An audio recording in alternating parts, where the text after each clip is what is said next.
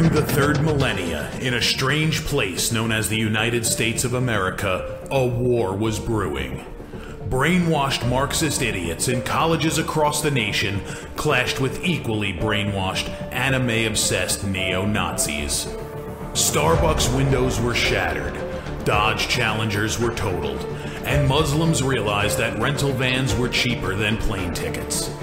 Skinny, anemic millennials from coast to coast were hospitalized with life-changing injuries such as sprains and first-degree burns. And the heroic knights of 4chan rose up to defeat Shia LaBeouf and drive the evil villain into a descent towards a madness the likes from which he would never recover. As the enemies of freedom destroy the cities that raised them, as America begins to resemble an Iron Maiden album come to life, two heroes have risen up to fight against a culture of utter madness and restore sanity the only way they know how, by refusing to take any of it seriously. Mersh. And I said, hey, oi, let's chop your penis off. Oi, can I have me penis back? Why do you have dreadlocks, you white oppressor? Royce Lopez. Always be aborting. A always be aborting. Always be aborting. Breaking news. Breaking news, guys. You're hearing it only on our show first. Apparently Donald Trump has worked out a deal. He will get the wall. Unfortunately, it's going to be a rock climbing wall. Oh, no! The other side's going to be a slide. You climb the wall up and you just lands into a nice, clean, chlorinated pool. And then you immediately get a welfare check. Fucking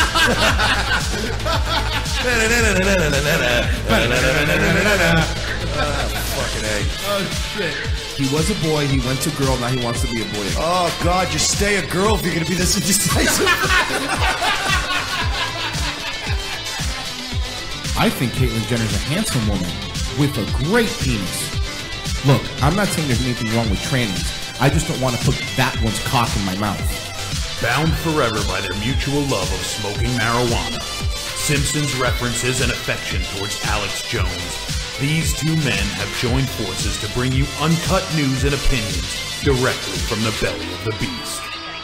Saving Western civilization one childish dick joke at a time, here they are, your new heroes of the Imperium, Mersh and Royce Lopez.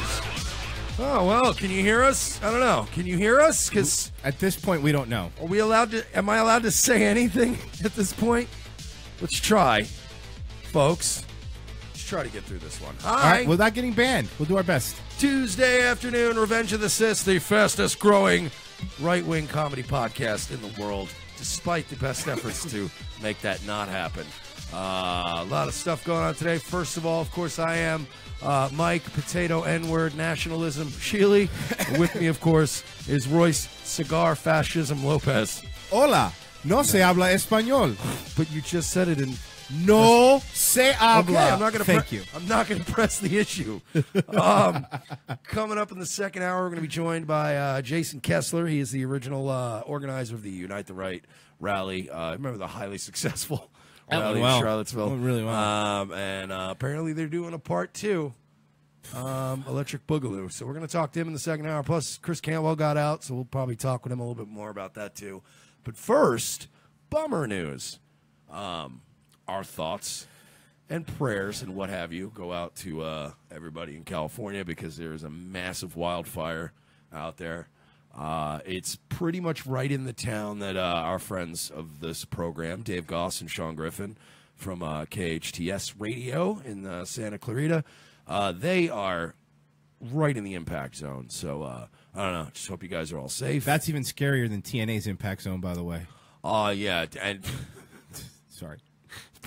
Probably more people in it, too. That's a very, very dangerous. But if you look them up, Dave Goss, Sean Griffin, they're actually posting a lot of information. If you guys need to stay informed, if you live in that area, just be safe. That's all. It's not cool.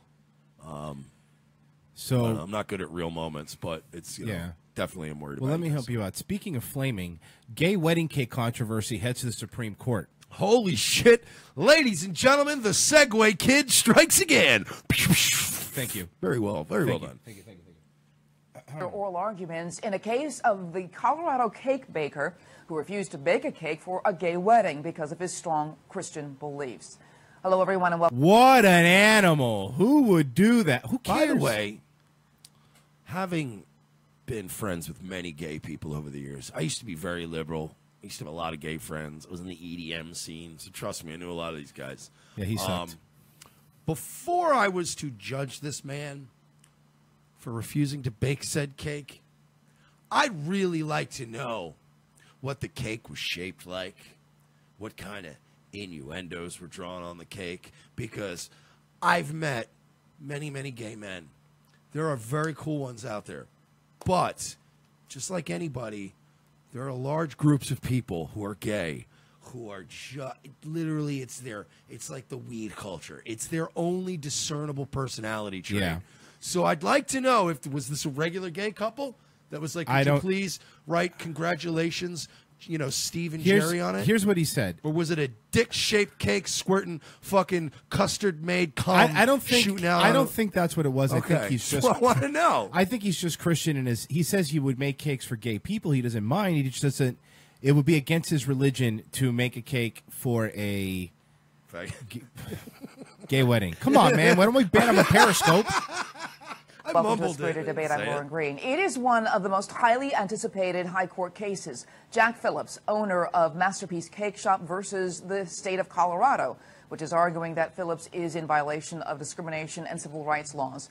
Those on the side of Phillips say this is a precedent-setting religious liberty case. But those siding with the two gay men, Charlie Craig and David Mullins, say it's about discrimination and equal treatment under the law. Here to debate, Dr. Frank Turek, president of CrossExamined.org and author of I Don't Have Enough Faith to Be an Atheist.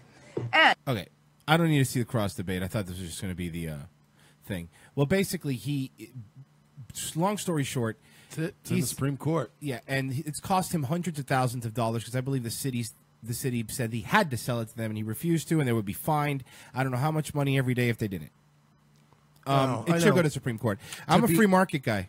To be fair, I know homie had a couple, of course, fundraisers. I'm not saying you didn't. So he's, he's not. And again, because I'm a free market guy, I don't care. I'm a free market guy. That's how it is. It's really simple. If you don't, listen. This is my point. I don't think that the cake was offensive.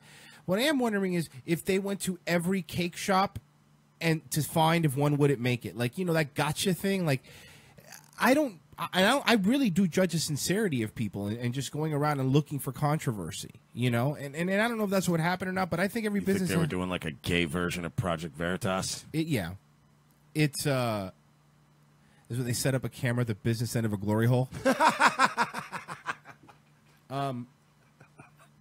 So anyway, no, I just think that it's free market, man. If you don't want to do it, then that's fine. Then go to another cake shop that does. I don't think the government should be forcing companies to do anything, period. And even if they don't want to sell it to a black guy or a Cuban guy, that's fine. Also, there's a huge difference between one local baker saying, I'm not going to bake this cake for you, and you literally not being able to acquire any food. Yeah. Or like a utility freezing you out. You know what I mean? Like, that would be different. But it's one cake store. Yeah. Go to another cake store. Yeah, man, it's you're right. It's ridiculous, I mean, just let the free market fix itself. There's no problem. It's going to go to the Supreme Court, and you know what's going to happen? Supreme Court's going to say, this is my guess, they're going to say he doesn't have to sell it to them. He doesn't. I think that's what they're going to end up doing. I think they're going to err on the side of caution and say, look, it's a Constitution, man. Cake somewhere else. Yeah, freedom of speech is extended to your job. If you're the owner of a company, you have free speech not to serve whoever you don't fucking feel like it. And I know that doesn't mean that I'm for a Nazi cake store not making cakes for black people. And I'm not for that. It's a piece of shit. But my point is, you could easily go to the paper and write about it.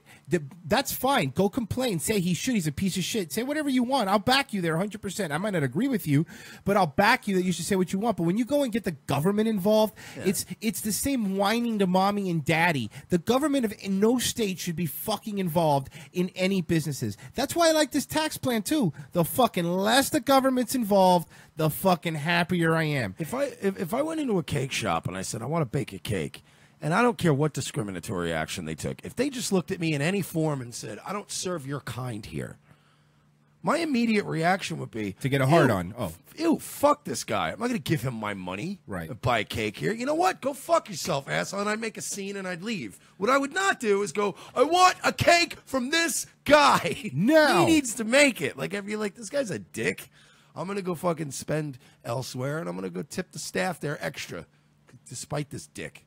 Yeah. That's all. And I still want juries out. I want to know if this was some kind of, I want to know what the cake looked like. Yeah, I don't know. I can't even. So I'm just saying. I know people. I know. Look, I'm not. And again, this is not an issue with gay people. I have a lot of gay friends. We have people on the show that contribute to the show that are gay.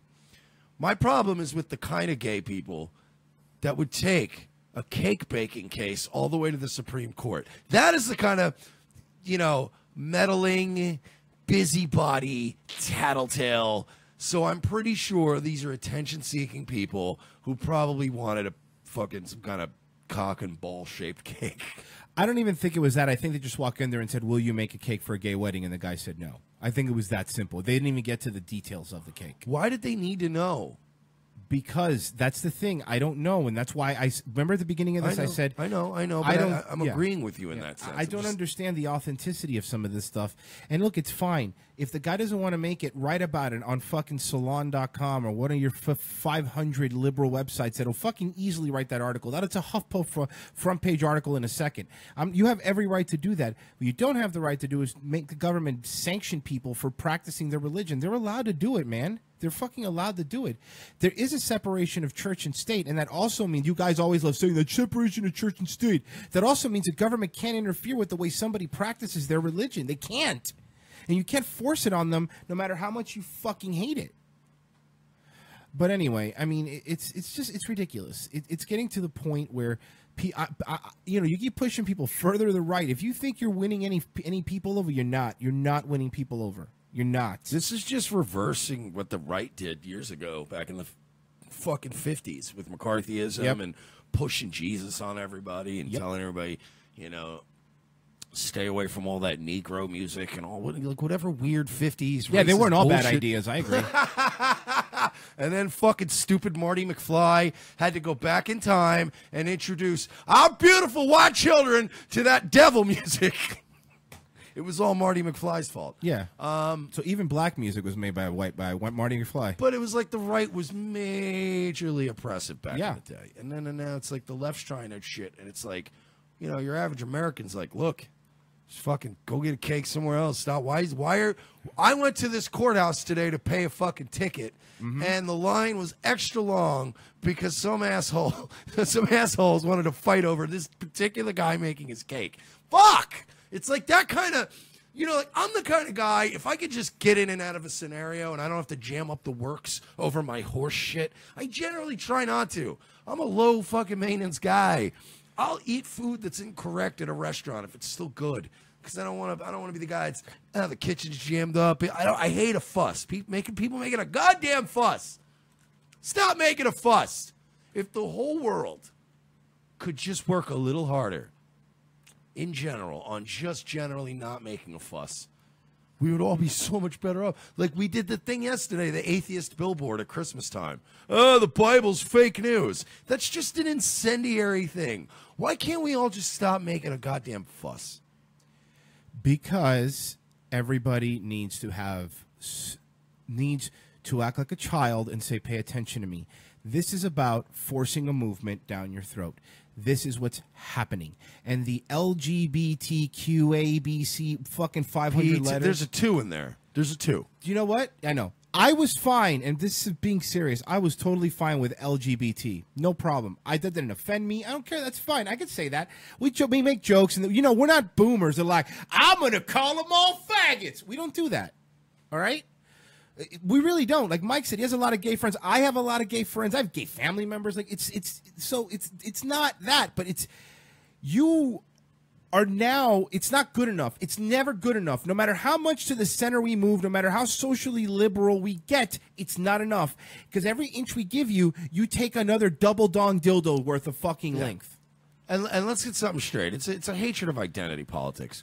Royce and I don't hate gay people. We don't hate any kind of people. We don't hate white people. But what we do hate are people whose entire identity is inherently based on one really boring trait about them. Be it, I'm going to make my entire identity revolve around my gayness, or I'm going to revolve my entire identity around my whiteness. It's fucking boring. It's clown shoes. It's annoying. It's just, you know why? Like Jeff Ray's a good example. Jeff Ray's my buddy. He's I don't think it's any secrets out that Jeff's gay. He's been gay for a long time.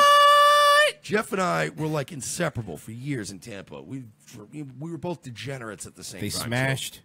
We didn't smash. Oh, okay. Little hand stuff. No, I'm kidding. You know what you did here. But we did a lot of cocaine together, and we drank a lot together. And we both kind of, he cleaned up a lot. I cleaned up a little bit. But Jeff's a guy who like reads Dostoevsky, and Jeff's a guy who quit doing drugs and has really cool stories from when he used to do drugs. Jeff's the guy who knows the entire quote from Nietzsche, not the one that's on the shirt. Exactly. Jeff's a guy who's developed many interesting personality traits, so he is not defined by his gayness. Just like, I refuse, despite having many friends in the alt-right and stuff and fans of the show and stuff, and we appreciate you, but I would never, ever get to a point where I'm at so rock bottom in my life that I am defined by my whiteness. Like, that's, you know what I mean? It's just like, I'm gay, I'm white, I'm a strong black woman. Okay, but what else? Are you good at chess? Do you fucking like to go, like you got to go to the flea market and find deals on the weekend? Tell me something else. Hold on, I'm typing down the time code because I have a new clip to take for our new next intro we're going to make. The I'm gay, that's that whole thing is going to be, and Mike Sheely, I'm gay, I'm a black woman. A strong black woman, great. But you get I agree with you. You get my point, though. Of course. It's like just, that's why I hated this case from the get-go. And honestly, I kind of hate the fucking cake store owner, too. And that motherfucker gets carried around on everybody's shoulders like he's fucking Rudy. And what did he do? Like, he's just as autistic and unflinching and annoying as the gay couple. This is a case of the irresistible asshole meeting the unmovable douchebag. And it's fucking, you're all terrible. You're jamming up our legal system. You shut the fuck up. Find a cake somewhere else. Or you, fuckface, make a cake. Let me give a shout. Bill them more for being gay. I don't care. Let me give a shout out to some people in Periscope because we're trying that out today, and we got a nice little chat there. Soundwave says, "You realize you both are the future of alt media." Then he corrects himself and says, "Well, not alt media, but alt personalities." I'll take it. But if we stop getting banned, if we'd stop getting banned, and if we could get. Like, that's the problem. Everybody, for a while now, we've been doing the show. Everybody's like, yeah, man, you guys are the future. We want to be the fucking president, okay? Yeah, we're tired of being broke, dude. It's Christmas time. I ain't even got Christmas presents for my family, dog. Nigga, we're in mid-30s. We got to start making the money now. Come on, man. I don't want to be the future anymore. I want to be the right now. They told me fucking 7 years ago when I was opening for Stanhope, you're going to be the fucking next big. Yeah. Was I? Sorry. We're getting fired up there. Everybody's coming in hot. God damn it. We're coming in a little hot. I'll be right back. Where did we get zapped from now? I'll fix it. Where the fuck did we get zapped from now? This is great. This is fantastic. Can anybody see? I'm watching it on Facebook. Maybe Periscope? I don't know anymore. Nobody likes us. All you do... Oh, God, it's like we're not even anti-anyone. We're just anti-identity politics. But you get on our identity politics rant, and you get fucking zucked all the time. It's ridiculous. I'm hoping we're not sucked. Either that or, again, I'm going to go with the new... You got it? Okay, good. It was Periscope, but I fixed it. You fixed it? Hang on. Don't tell anybody you fixed it yet. Ready? All right. Just follow my lead. Ready? Okay, we're going to do the Hail Mary. Okay, here we go. The Laura Loomer, Candace Owens. Ready? Yeah. Guys... The deep state is attacking us right now. They're DDoSing us. They're doxing us. We don't know what any of those terms mean, but they're doing it. Richard Spencer and these alt-right trolls and Antifa are attacking us. So give us money because I guess, I don't know, tires or something. Some of these tires get cut. I don't know. Something happened with the Facebook and it went down. Anyway, Jesus Christ. Yeah, that's fun. So all right. We were off to a great start. See what I mean, though? We need a fucking producer. We need some more shit. Like, this is great and all, but fuck. follow the links in the Facebook chat. We got all the links out. We're laying it out very professionally now. So if you want to find our backup YouTube channel, all that other shit, it's all Discord. Fucking god damn it. Anyway, we yesterday, previously Revenge of the Sis, yesterday we were talking about Chad's World. Yes! This dude, by the way, can we set it up a little bit? Of course, go ahead. We discovered this from somebody in the chat on YouTube, actually. Yeah, somebody left a YouTube comment. It was like, you know, remember Digital Entertainment Network? And I was like, oh, yeah, those fucking weirdo pedophiles. And this dude was like, yeah, check out Chad's World. It was this really gay thing. It was like teenage gay guys. And it was like Sean William Scott was in it before American Pie. And I'm like, cool, I got it. I got to fucking see this. This is beautiful. So we looked it up. We looked into the show a little bit, and we got some clips. And we were watching yesterday, and I'll say this. Knowing the backstory, this guy's a pedophile. You know, he got convicted of having these young, you know, basically created this company just so he had a mansion and like a honeypot to capture young teen boys in. So the first watch through, me and Royce watched it that weekend, and we were kind of like, oh, this is gross. We're going to talk about this on the show seriously. And we're going to get into this more of this Hollywood degradation of children. And here's where we left off. Then a whole weekend went by, and we did yesterday, which is, by now it's just funny, and it's my new favorite show. I went back 30 seconds. The last thing that happened was this kid's older brother killed himself because his dad said, he was a, "You're not a faggot," is what he said. Yeah, that was a quote. Don't zuck us. Yeah, so here we go. She was what she was. Want to know what he gave me for Christmas that year? Some dick. Thank God. Oh, wait. Really quick, for people that weren't watching yesterday, that's his dad's gun that he pulled because his dad and his mom yelled at him because he was gay. Yeah, but they didn't even yell at him. Like, we talked about it yesterday. If you guys want to watch part 1, it's already up on YouTube. But we discussed Chad's World. We showed the scene where the parents are yelling at him. They're not even yelling at him in a good, like nicely filmed TV show. The angles, the camera angles and stuff, it looks like a Twisted Sister video. Yes, I like that. You're not going to listen to this rock and roll and blow dudes. Ah! And then the kid's like, meh, on the cat. It was really bad. It was terrible. It was the worst. Well, This is. I backed up 30 seconds. We're not gonna take dick. No, we ain't gonna take dick. You better go. I love you. Yeah, by the way, pause. This is exactly why Dylan Roof grew up to be so fucked up. This is exactly why he shot up that black church. Yep. Not young Dylan Roof. Here we go. A decent thing to do. And there she was in the ravine. Little Dylan Roof. Dead because she was what she was. Want to know what he gave me for Christmas that year? Gun. Thank God. You believe that? You better go. I love you.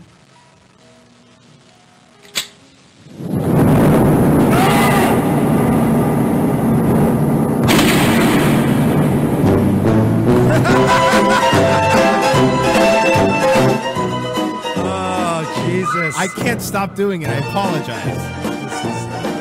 Okay. We will continue because we do have a guest. So we want to try to get through as much of this as we can. It's so hard. My penis.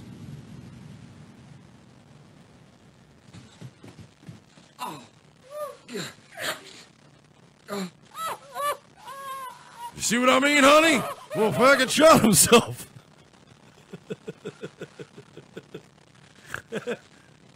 I like that. By the way, he's still mad. He's not even like, oh no, my son killed himself after I rejected him for being gay. His reaction is, ah, it's in the grout work. It's the worst dad ever. Oh. That's never coming out.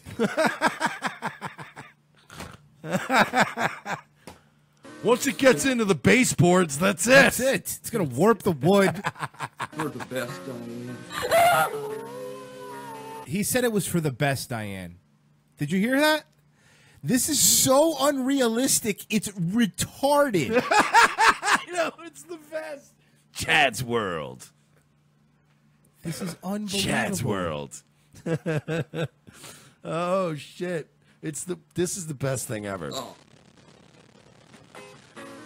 It's for the best, Diane. Oh my God! Keep in mind that the pedophile that ran Digital Entertainment Network co-wrote this show. This is so badly written. This is, can I say it? This is propaganda that they put out to basically say, all your traditional Midwestern parents are horrible people. Come live in our party mansion and suck our old gay dicks. All right. Well, I mean, a little more subtle than that, I think. But yeah. No, this is not. There's no subtlety to this. It's exactly what they're saying. It's a propaganda film. All right. For pedos. We're on 90s generic rock. Yeah. Wearing a flannel shirt and a pair of cargo pants. Frosted tips and a Dylan Roof haircut. Puka shell necklace, only thing I know. Every band I went to high school with sounded like this band. Terribleness. Hey, remember when your look at this.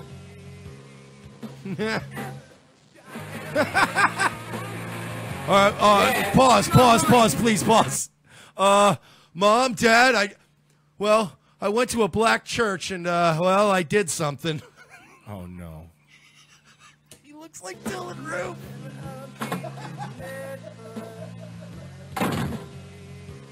Let's see if we can get him.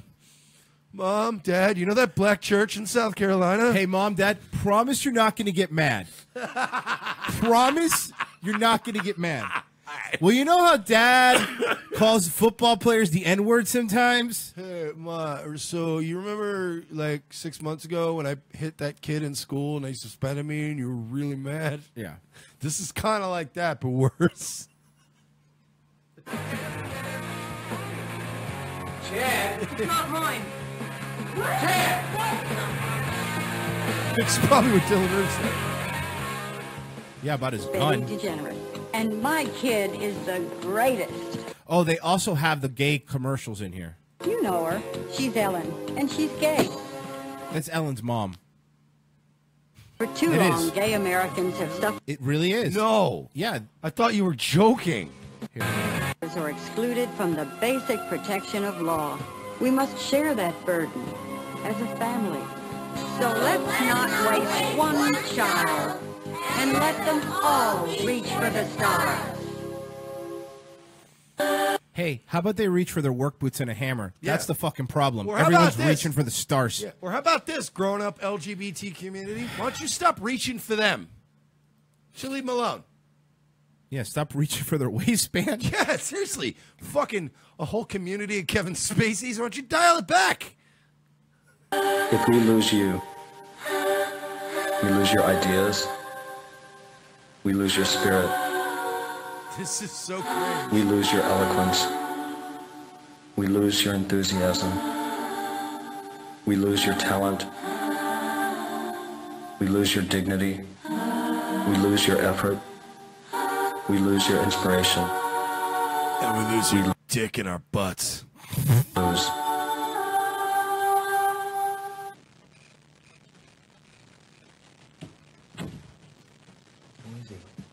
Sleeping, finally.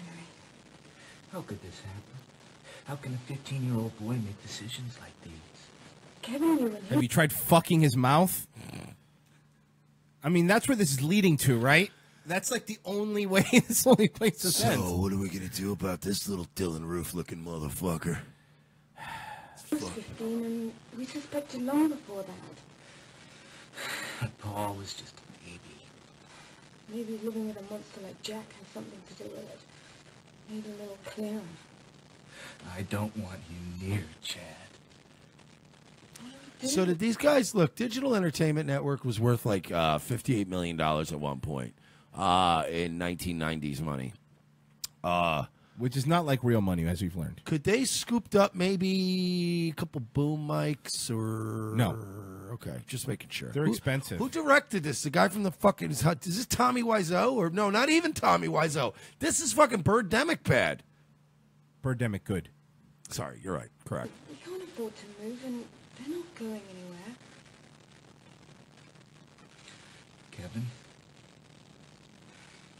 I'll call him in the morning. Now let's go have heterosexual sex. Oh, shit, it's our boy. Stifler! Woo! Yeah! In his career-defining role. But instead of fucking an apple pie, he fucks a kid. Let me tell you I'm something. kidding. I don't know. I like Stifler. I don't think he knew about the kid fucking. Do you think he knew about the kid fucking? When I discuss in depth the career of Sean William Scott, and trust me, I do that often. Sir Sean William Scott. You're right. You're right. Credit where credit's due. When I discuss the great thespian career of young Sean William Scott, there are two defining roles. No. They're called gay when they're guys. There's two movies I always talk about where he really reached his zenith as an actor. One was The Rundown. I like Rundown. Rundown. Mr. Dwayne Johnson. It's a good movie. And the second project I always talk about is Chad's World. Mostly for the butt gay sex. That's, you know. Oh, rounding out the top three, Country Mac. Yeah, in the troll, by the way, Trollita in the chat, he did drink sperm in American Pie. I have a feeling he drank some sperm behind the scenes here. Whether he liked it or not. If he wanted to get an American Pie, he did. Hey, if you want to get into the boys' hole, you got to play the troll's hole. I'm going to go pop my cat eyes in. We have to talk. Sure, what's up? It's about mouth sex. Shut up, film with my mom. Oh, I agree. The Rundown was good. I thought he was. Someone in the chat says The Rundown. The Rundown was a good movie. I agree. Hey, we need to talk with our dicks. Hey, we need a doc.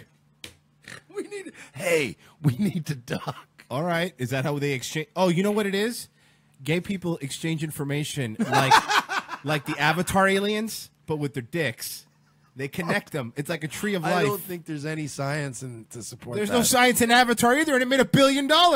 Check and mate. Yeah, we are making up gender science as we go along at this point. I'm going to go with Royce's. I'm an Avatar alien. What were they called? I'm a Navi. They communicate telepathically, but like anteaters with their dicks. Oh, fuck. And their dicks are used to transmit information, thoughts, and diseases. Mostly the latter. Well, the kid lives next door to them. He killed himself right in front of Chad. Oh my God. Come on! He did the glasses thing. I hate that. You know what the worst part is? This everything? Can we keep this in mind? This is like 15, 16-year-old Stifler, right? Sean William Scott. So don't blame him because this is that terrible, all those terrible pedo writers and directors that like were living a life out in Malibu. Those are the guys that were directing this shit. So they were like, hey, man, take off your glasses and be like Anderson Cooper interviewing Hillary Clinton and be like, what did you think, bruh? We'll suck each other's dicks? Look, you know the answer is always yes around Anderson Cooper. Never ask that question again. Is Chad okay? No, not really. I mean, he's pretty freaked out, as you'd expect. What should we do? We should adopt him and fuck his mouth. I'm sorry. What should we do? Well, I think we should fill him up with love and then fill him out like a job application.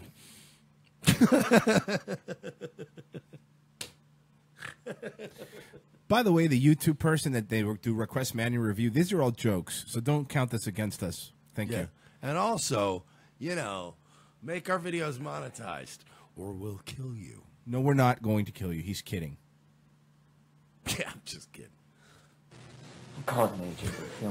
I'll kill you. No, I'm kidding. I'm joking. You're blowing it! Sorry. It gets worse. Worse? When did this happen? yesterday. Paul's father, Jack, said... Fucking, I'm sorry. Pause it again. I know. But it's like everything. We're gonna have to fucking boot Kessler to finish this. This is gonna be a 5-part thing. I'm fine with that. Oh God. We're gonna microanalyze this. Bad genes and everything. It's just look. Okay. Look, if you don't relax, all right. Fucking gay Colossus over here is gonna kick your ass. I've done a little.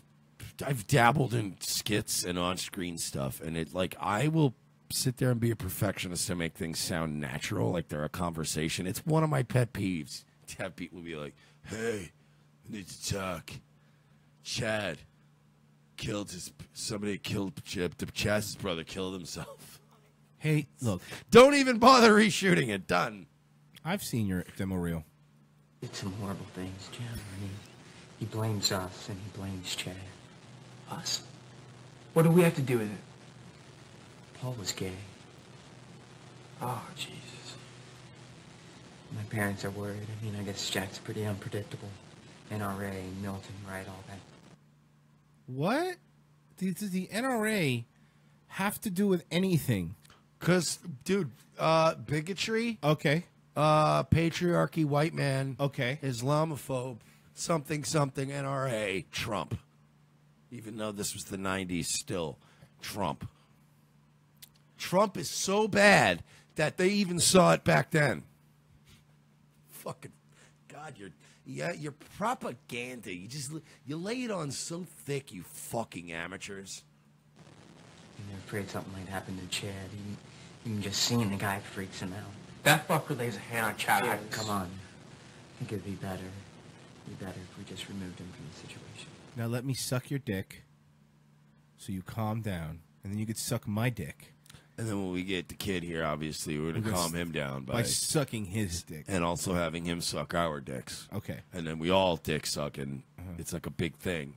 And then we'll get Amos Yee over, because he needs a place to stay. Yeah. Hey, Amos Yee, by the way, posted a video, and we're going to play it later, but he got kicked out of his place. You know, you advocate that you're one fucking of a child, and then they evict you from your house.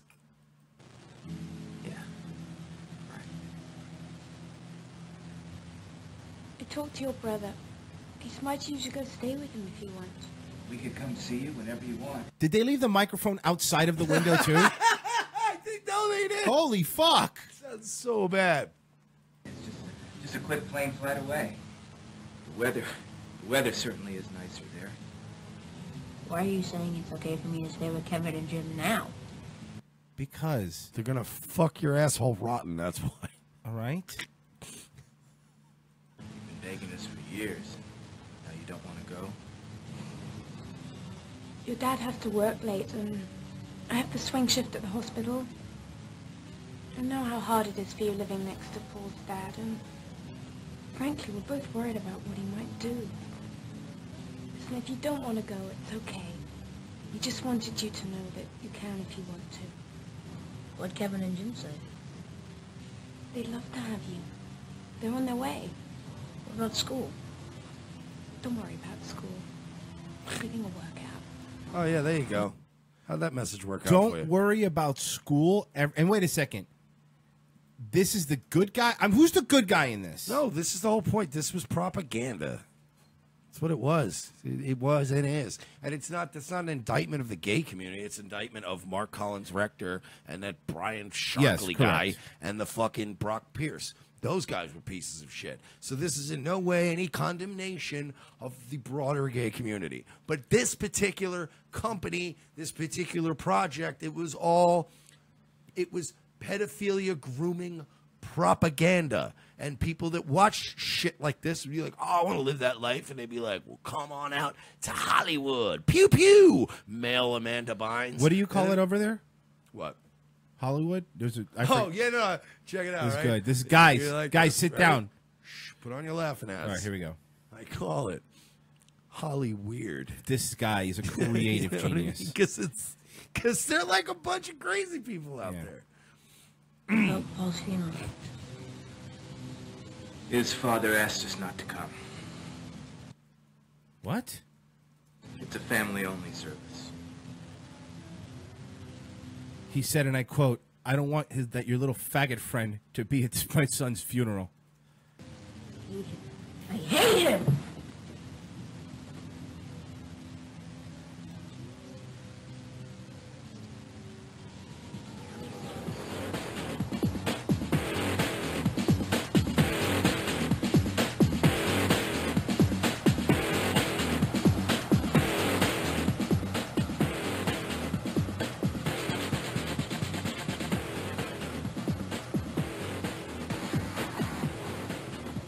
Dude, this is fucking terrible.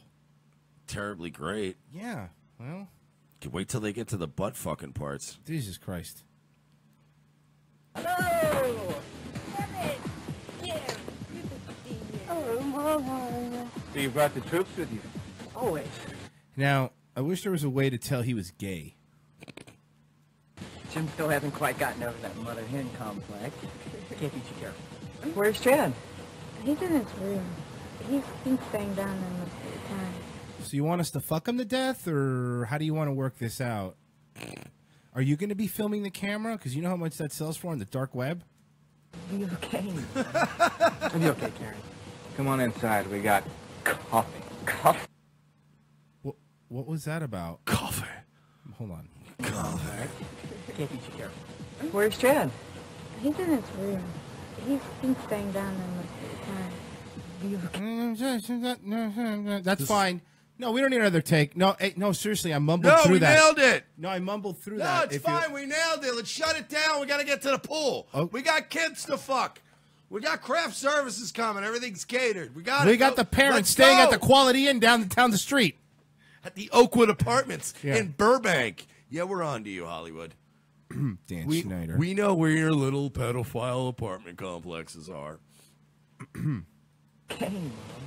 We're going to get killed. We're going to end up getting killed. It's going to happen, and it's going to be sad. And I've already decided that on this show, we uncover a lot of shit. We're going to end up getting killed, and they're going to get me first. So I'm going to have no way of seeing it coming. Because Royce, it's going to take time, because he's got a lot of loved ones and a big family that cares about him. You know, so they're going to have to eliminate a lot. Me, they can make me look like I died by myself, and nobody would doubt it. I wouldn't.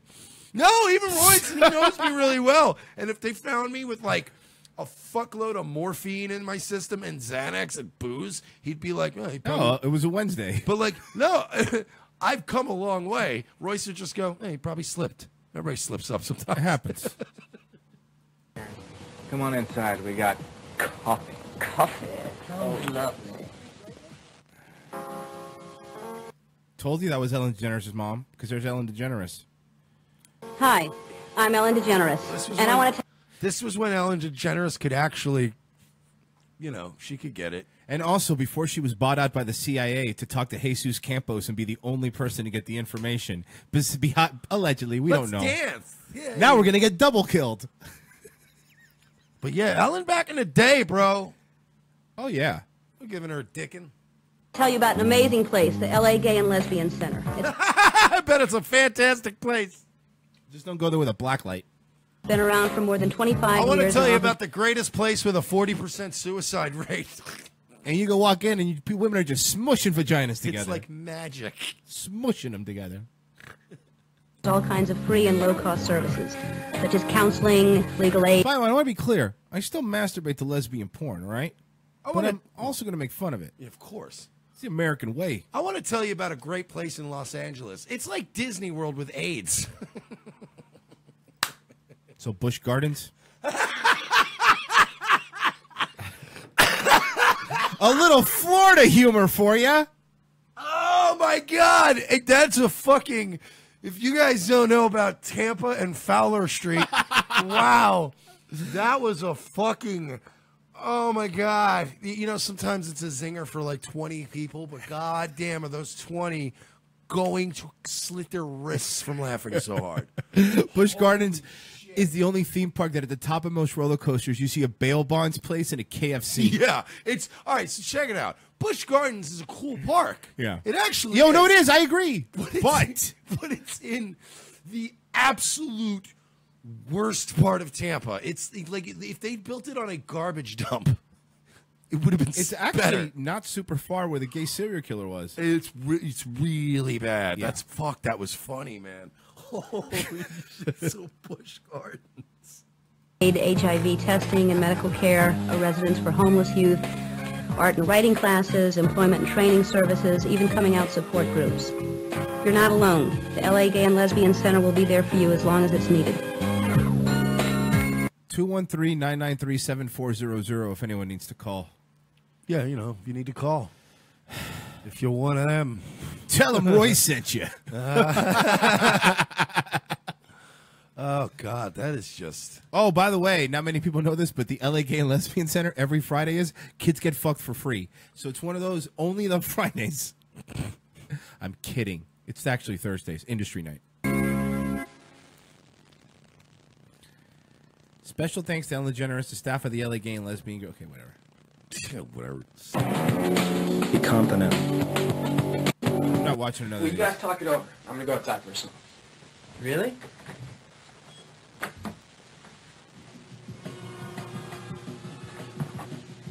That's a good point. All the commercials. Like... Oh, here we go. He's yelling at the wife.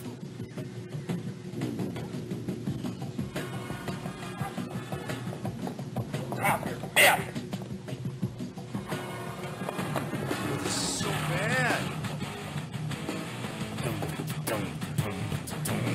Generic, picking a character in a wrestling game music. Yes. Right here's when it loops. You should be able to, right now, while this music's playing, there should just be, as you shift around, Oh, different, Jack. different dudes doing this. Remember me? What you want, faggot? Whoa! That's not cool. Yeah, because everybody just runs around saying that shit. I think Stifler's going to punch him. How does it feel to be responsible for murdering your own son? Who are those black guys? Why are the Nation of Islam soldiers protecting Stifler? What's happening? Think you are? You just get off my property! I was just curious to see what kind of animal makes his own son feel he has to blow his brains out to feel loved. You bastard! What do you do? Let me go! You can't do this! Listen, you have no idea what I can or can't do. Let me tell you what's about to happen. I'm gonna kill you. Oh, no. Isn't that assault? No. You're beating up a guy on his property. It's the 90s, bro, and he's a bigot. Oh, okay. I'm still pretty sure it's assault. No, because what it is he's homophobic. I got that. I don't agree with the guy. He's an NRA member. I kind of agree with the guy. He supports genocide. I totally agree with the guy. Oh, sorry. Oh, I'm definitely not seeing that. I would suggest you don't speak again. Not a single word. No. Uh-oh. You're about to lose your job. After that, any place you try to find work won't hire you. Yeah, a bunch of places will hire you. I know this cake shop that'll absolutely hire you. Can I bring up Royce's point again? Is this the good guy? Yeah, I can't tell. What is happening? Right now, the one person I feel the worst for, the only person I feel bad for in this film, is the mother of the gay kid. Yeah, I agree. She's the only person who is at least remotely fucking empathetic. Efficient in the chat says, these commercials are making me want the gay AIDS. You eventually will run out of money. Your wife is going to meet a very God-fearing man and will leave you. You're a pariah. And for as long as you live, I'll be watching you. Every moment of every day for the rest of your life, everything you touch will turn to shit. That's stalking. You're stalking somebody. You can't stalk people. My advice would be just to kill yourself now. Whoa! This is the good guy. This is the good guy, folks. The good Stifler. Good guy Stifler. Just going around trying to bang kids, beating up their dads. All that good stuff. Yeah, good stuff. This is like even in the 90s they were doing this horse shit. This is fucking gross. And then what is this gay guy Columbine shit? He's got like the trench coat. Yeah. He's like, what kind of weird... Again, this, in my opinion, this is propaganda. This is gay pedophilic propaganda aimed at kids to let them live out their little social misfit fantasy. But then at the end, you get to go to live in a big mansion with these pedos. Justice, you know. That is so illegal. Shut up. Oh. You really are quite stupid. Interesting idea about the police now. Wandering Goyim in the Periscope chat says, rape him on his lawn! That'll show him. That'll teach him a lesson. Let's end bigotry now. Yes, operator. Can you connect me with Sheriff Rennick, please? Jim Stone calling. Yeah, are you calling because you're going to turn yourself in for beating up a man in his own property? Yeah, are no neighbors right now looking out through their windows going like, what the fuck is this going on? Or just for there being two black guys in that Well, neighborhood? that was mostly my point. Yeah. Where did they come from? Hello, sir. It's nice to speak with you, too. Listen, I'm sorry to bother you. I was just in town visiting Kevin's parents due to the recent tragedy. Yeah, terrible shame. And I'd come next door to offer my condolences and was attacked by Jack.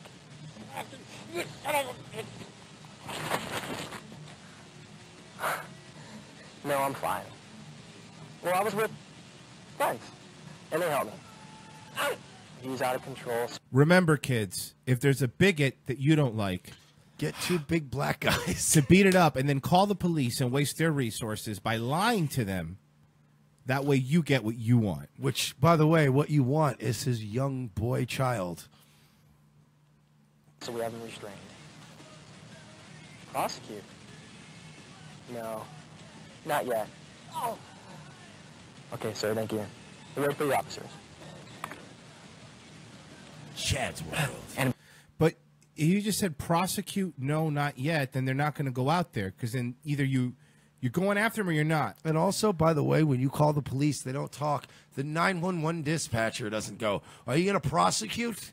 That's not what happens. They don't even discuss that. They just like, all right, somebody's on the way.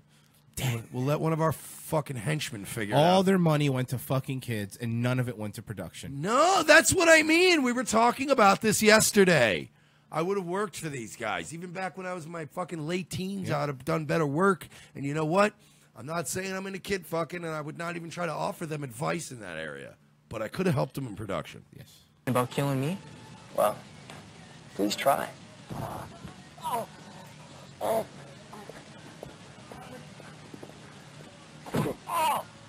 That was gratuitous. By the way, you don't punch an old white man in his chest like that. He might have a heart attack. We need your voice. Oh, God. You know. Surprises? Like what? Oh, something over the top. You know, Jim. When would we go? This afternoon.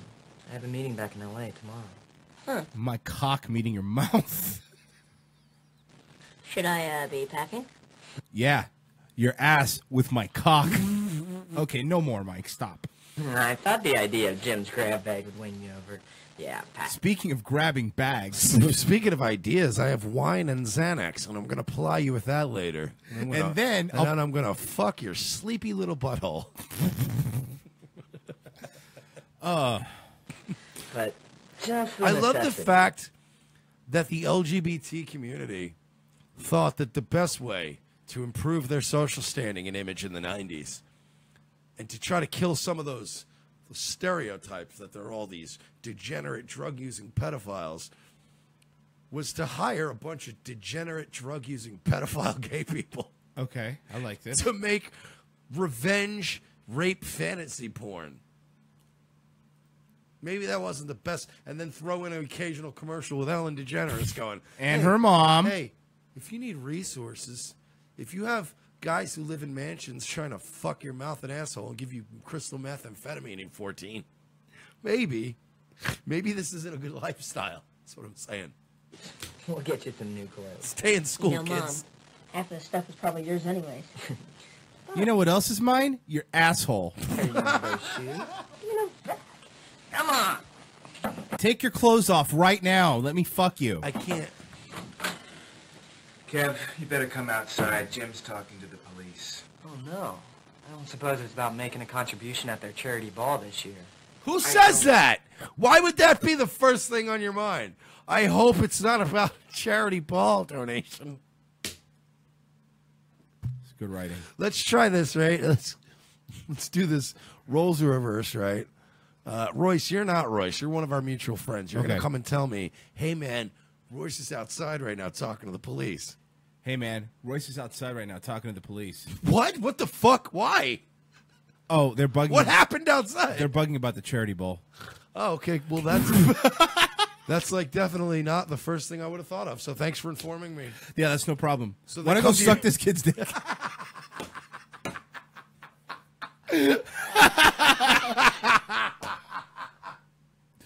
I almost got his shoes off. Fucking A. Think so. Let his fucking foot go. All right, man. What?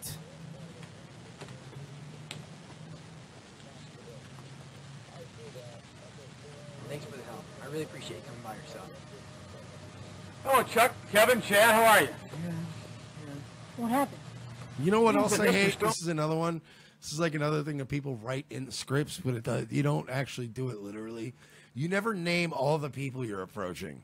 Like, Yeah. I've never in my life been like, what's up, Royce, Jimmy, Steve, Jeremy, Dave, Frank, Bill. You don't do that. Joe, You just little go, Joey, you big just go, Joey. You go outside and go, oh, hey, guys.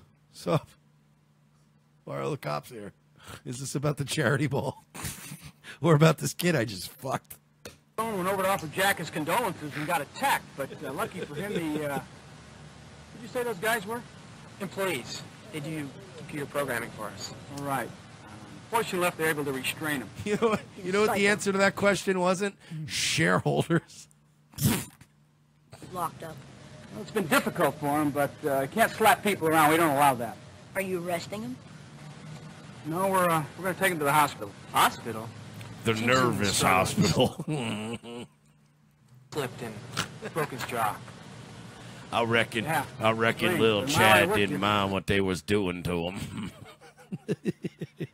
And then they sent him off to the nervous hospital. Let's go to funeral. Hey, Chad decided to come stay with us for a while. Great. It's going to be fun to have you there. Finally, I'm all worked up after meeting that white guy. I have a nice little ass to fuck now. Yeah, it's going to be fun having you around. You know, it's been a long time since I've had an asshole so tight I needed lube for it. I haven't heard a fart in 10 years.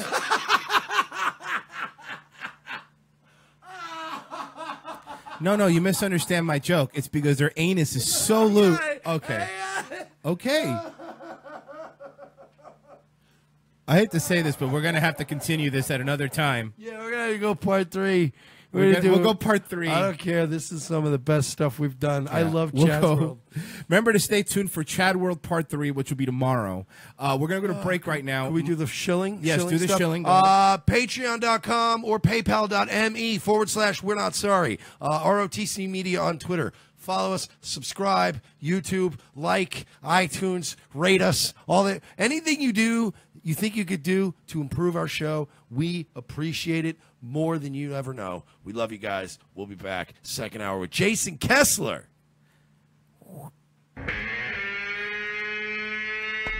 Orlando, Florida, a city known for its theme parks and resorts.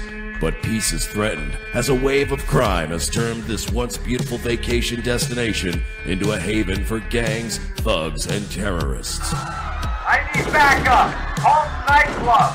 Shots fired! Shots fired! When an LGBT hotspot is shot up and dozens are killed, 2 detectives may be this city's only hope to unravel a conspiracy of corruption that goes all the way to the nation's most powerful elite. This is Grizzly. Hey, Lopez. Look, it's called Pulse Nightclub. Hey, I bet Don't. Seriously, dude, just don't. Not now. When the city finds itself gripped with fear and under attack, Mersch and Lopez keep a cool head as they attempt to unravel the mystery. I believe these men were targeted simply because they were homosexual. This is a hate crime. Gross. It is gross, partner. Targeting people out of hate like that? No, I meant the gay stuff. That's pretty gross.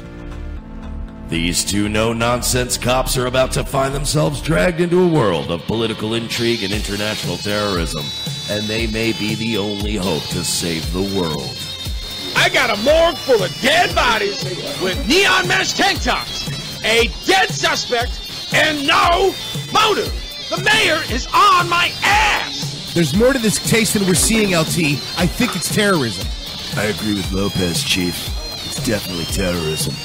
We're dealing with a bigger fish here. As they uncover clues with their incomparable police cop work, Mersh and Lopez get closer to the real masterminds. Seems like Mateen's phone had some kind of encryption software. It bricked itself. Damn. So we're screwed, huh? Well, I managed to get one file off the phone. GPS coordinates that lead to Washington, D.C. Comet Ping Pong Pizza. Never heard of it. Feel like grabbing a slice, partner? Yeah, a slice of justice, of justice. Yeah, I know. You say it every time. Yeah, it's kind of my thing. Yeah, cool. Can leaving now be our thing? Because it's a long drive to D.C. Coming up next week, Orlando's best detectives are still trying to get to the truth behind the deadliest attack in their city's history. Mersh and Lopez follow a lead that takes them all the way to the nation's capital. But will their case be derailed as they discover a child sex trafficking ring inside of a pizza place? Find out next week on an all-new Revenge of the Sis, Mondays at 4, followed by an all-new Nazi lawyer, only on USA Network. USA, what are you gonna do, watch TBS? Hey guys, it's Mersh and Royce here, and we would like to take a moment to shill like the unprincipled whores that we are. Thank you all for making Revenge of the Sis one of the fastest growing podcasts out there. Having such outspoken, passionate fans spreading the word about our show makes the work that we do that much more rewarding. You can help us continue growing by doing the following things. Become a direct contributor by going to patreon.com/we're-not-sorry. You can choose a one-time donation or recurring one. Every penny helps. It helps us produce quality programming we bring you every week. Also, please subscribe on YouTube, iTunes, and make sure you leave a review on iTunes. All three of these things are extremely important and help us in the court of public perception. And most importantly, tell a friend about Revenge of the Sis. Sure, you probably can't tell your normie boss or your significant other's blue-pilled mom, but everyone knows a person who would like our show. Tell that person about us and help us make a new fan. Seriously, don't be a dick. Get us some clicks. And please follow our wonderful friends at Facebook, the Mad American Network, the Unapologetic Canadian, Social Justice Warriors, and you can always find us hanging out in the Space Right group on Facebook. Once again, from the bottom of our cold black hearts, thank you for supporting us and making this such an amazing experience. In a world where our very way of life seems to be under attack from all sides, and our freedoms are slowly being ripped away, Guns for Tards is fighting the good fight to help protect America from its enemies by advocating Second Amendment rights for our nation's most vulnerable and often overlooked citizens, the mentally challenged. Our founding fathers believed that a well-armed, trained, and educated citizenry was the key to a free and prosperous society. But Meatloaf also said, 2 out of 3 ain't bad. We believe that Tards are our second-to-last line of defense against ISIS, and we at Guns for Tards aim to provide the means and the programs to give proper training and resources to Tards in your area, helping to make the country a safer place. There are over 40 million mentally challenged Americans living today, and by 2020, we plan to arm at least 10% of them. We want to get as many guns in the hands of as many Tards as we can. But we won't be able to do it without your help. So please, pledge your help today. Arm a Tard. It's not that hard. Go to www.gunsfortards.com for more information, or follow us on Facebook or Twitter by searching for Guns for Tards. Gunsfortards.com. Gunsfortards.com. Extra rounds for folks with downs, helping to protect your town. Gunsfortards.com. Ladies and gentlemen, we can rebuild him. We have the technology. We can make him better than he was before. Better, stronger, faster. A new night, a new time. The Sully Show returns to More Like Radio, Tuesdays, 7:30 p.m. Eastern before Dutch and Royce. Tuesday nights will never be the same. All right, here's your last question. What was the cause of the Civil War? Actually, there were numerous causes. Aside from the obvious schism between abolitionists and anti-abolitionists, economic factors, both domestic and international, played a significant... Yeah.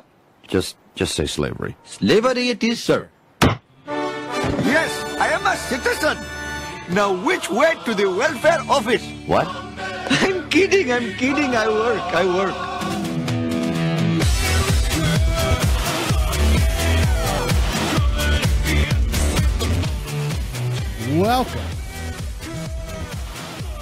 Welcome back to Revenge of the Sis. Thanks for joining us, guys. Now it's a fun first hour. I cannot wait to do part 2 of Chad's World tomorrow. Like, I look forward to that. I would love to find more things like that to do, because these things are so much fun, especially 90s, because we've said it in many ways. Outside of the kid fucking thing, obviously that's terrible. But also, in many ways, the 90s was way cringier than the 80s. So I think people forget that sometimes. We're going to get, well, Mike, if you want to set up our next guest. Yeah, we're going to have Jasson Kessler on. For those few of you that probably are not familiar, he was the original organizer of the original Unite the Right rally, the Charlottesville rally, and he is now set up for an anniversary edition of it. So, yeah, his website's jassonkessler.us. You can catch him on Gab, Twitter as the at the Mad Dimension. Jasson Kessler joining us on the show. Hey, Jason, how you doing? Hey, good to be with you. Hey, how are? Thanks for joining us. We appreciate it. Also, if you could turn on the speaker a little bit because you're feeding back on us. But outside of that, you sound good. Thank you so much. All right. Yeah. Yep. Good to go. Cool. Well, it's good to have you on, man. I know that you're not, particularly fond of many people that do many shows anymore because of the way they like to twist shit around. But I wanted to get you on when I found out you were going to be planning a Unite the Right 2 in the anniversary of the original Charlottesville rally. What's the status on that so far? Okay, so the media is calling it Unite the Right 2, and I think a lot of people are going to call it that reflexively. It might end up being that, but for right now, I'm just calling it the Back to Charlottesville UTR anniversary rally, because what this is really about, the first time we were trying to address some issues like the monuments being taken down. Here in Charlottesville, they're going after Robert E. Lee and Thomas Jefferson. In hometowns all across America, you probably got statues to your ancestors. You don't even think about it on a daily basis that one day somebody's going to come along and try and tear that down. So it was about that. It was about free speech and about white people being able to advocate for themselves. And I wanted to have a diverse coalition. That's why it was called Unite the Right. I wanted it to not just be people from the far right, but also centrists, because Republicans, whether they like to admit it or not, have very much in common with the right-wing grassroots, and they should at least be able to say, it's okay to be white. We have our own interest, and we deserve to have political representation. So as many people who are in the know on this thing have seen, we didn't get to do our rally, and it wasn't our fault. It was because the government cracked down on us, because the government in Charlottesville is literally communist, and they staged a bum fight so that they could declare unlawful assembly and deny us the ability to hold the rally. So as of now, there's a bunch of lawsuits going on. They're suing me for an injunction so that I can't do rallies anymore. Some other people are suing me wanting money. I'm about to sue them for money. But I thought this was the good time to go ahead and apply for another rally. And some people might not know why, given what happened the first time, we would want to go back, but we absolutely have to go back. Some people. It's not going to be for everybody. But you can't allow a corrupt municipality to set a standard where they say, well, how much is it going to cost us to violate the First Amendment rights of these people if we can just do away with these people we don't agree with and we don't like.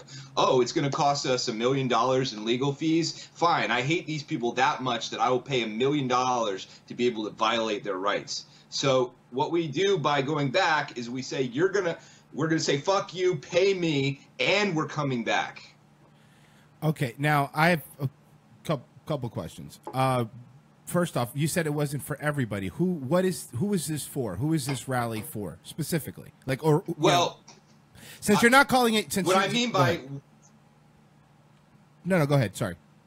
What I mean by it's not for everybody, I don't mean that everybody isn't welcome to come. They absolutely are.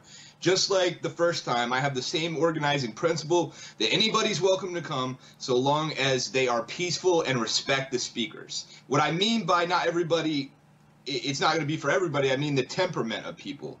Because this isn't the Battle of Berkeley. We're not planning to go in and like throw some fisticuffs or anything like that. And some people are frankly scared, and I can understand why some people would be scared. They think, well, if we go in there, we're going to be in danger of being under the legal authority of this corrupt government. So it's going to take people that are willing to risk something for their people, for their rights, and that's a specific type of person. It's not the person who's just like wants to go out and start throwing some punches and have no consequences for it. This is not a place to fight. This is a place to go and hear speeches and have them broadcast before a global audience. And we're going to do it right this time.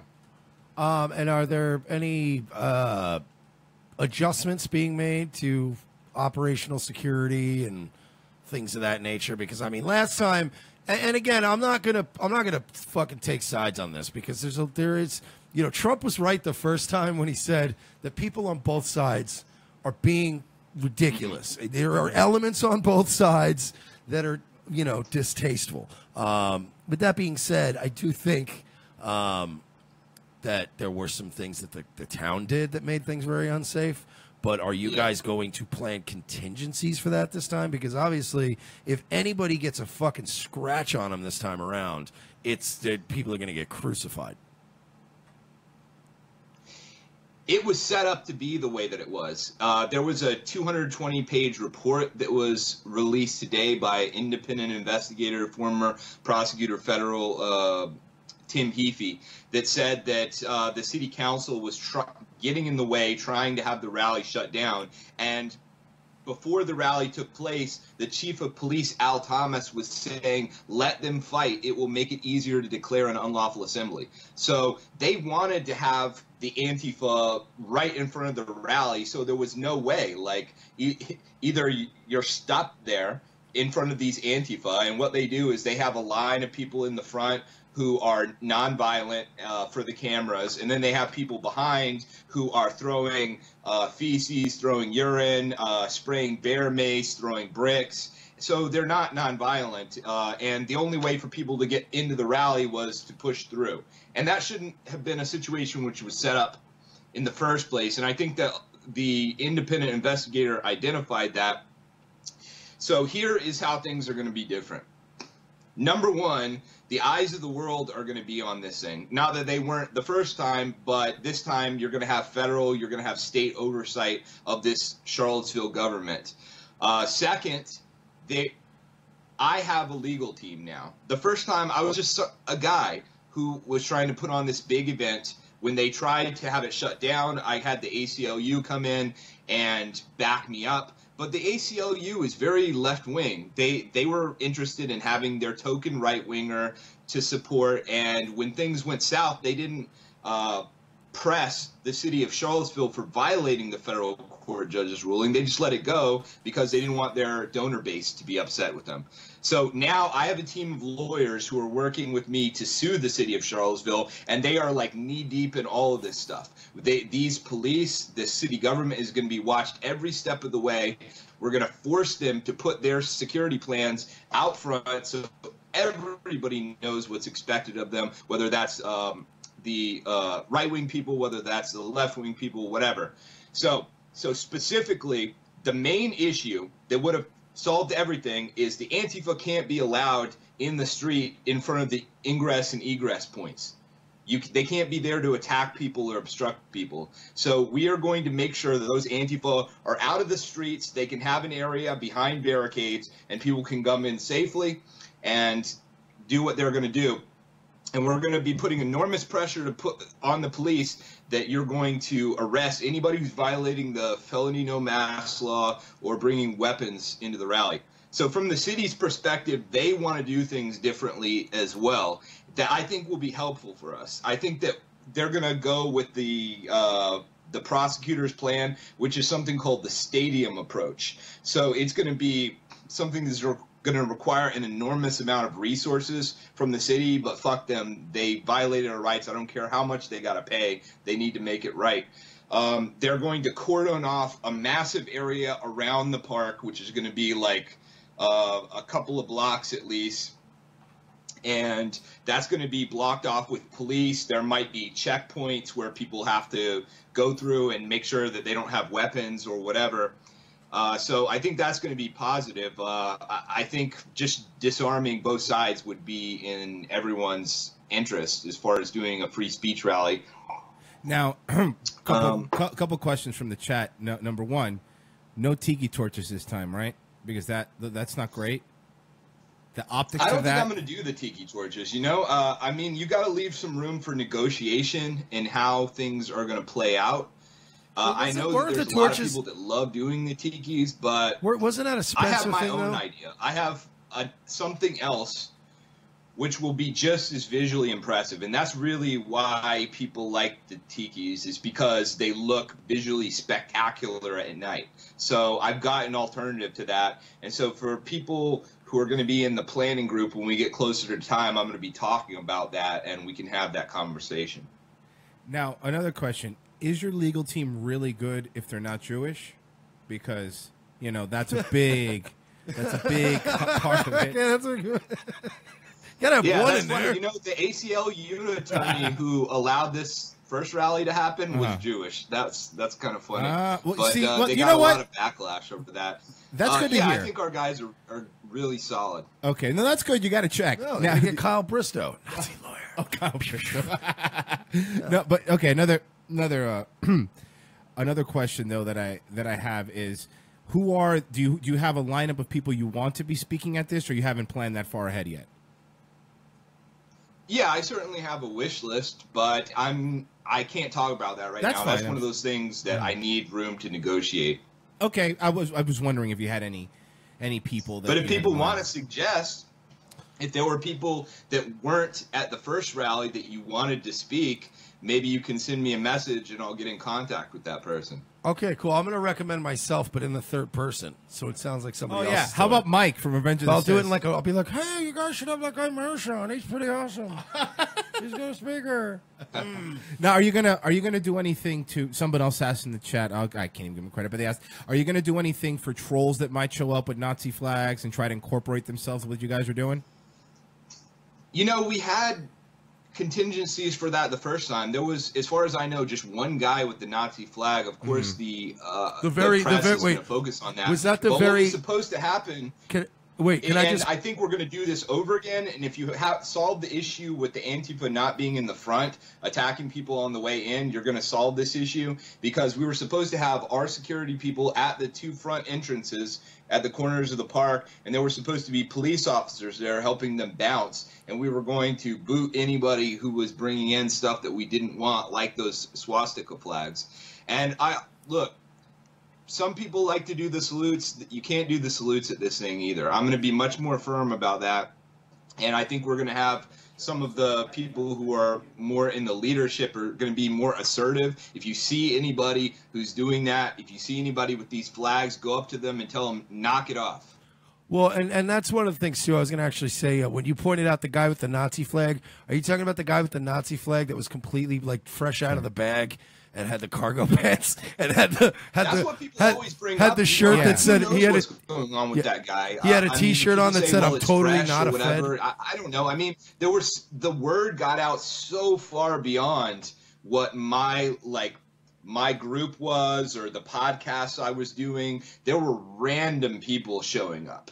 And so that guy might have just been a random guy who showed up and thought that was okay. So, is there any chance of? I just want to know because Kyle Chapman wants to know who else is involved with this rally, and he'd like everybody's first and last names and their addresses, please. Yeah. What? This is just a joke. Yeah. No. Is it a joke though? Is he gonna? You should try. You should have Kyle Chapman show up there because then police will surround him and you'll be safe. Yeah, you'll be fine. They're not gonna let anything happen to him. I mean, you guys. Yeah. To him.